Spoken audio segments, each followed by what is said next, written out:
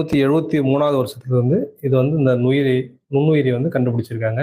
So இது வந்து பார்த்தீங்கன்னா, காற்று மூலியமா பரவுதுன்னு சொல்லியிருக்காங்க. இதுக்கு வந்து ஒரு தனித்துவமான மருத்துவம், இதுதான் மருந்து அப்படின்னு சொல்லிட்டு இதுவரைக்கும் இன்னும் கண்டுபிடிக்க முடியல. ஸோ ஆய்வுகள் தான் நடந்துட்டு இருக்கு. தொடர்ச்சியான முயற்சிகள் நடந்துட்டு இருக்கு.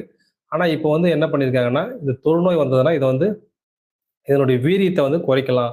பல ப பலம் அதிகமா இருக்கும்போது, இதனுடைய பரவுதல் தன்மை வந்து அதிகமா இருக்கும். ஸோ இதனுடைய வீரியத்த குறைக்கும்போது, பரவுற தன்மை வந்து குறையும்.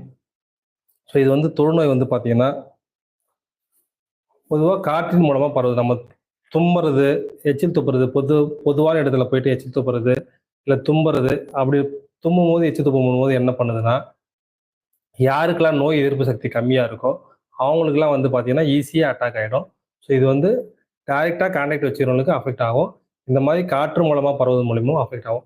இது 2 விதமா பரவுதுன்னு சொல்லிட்டு தொழுநோய்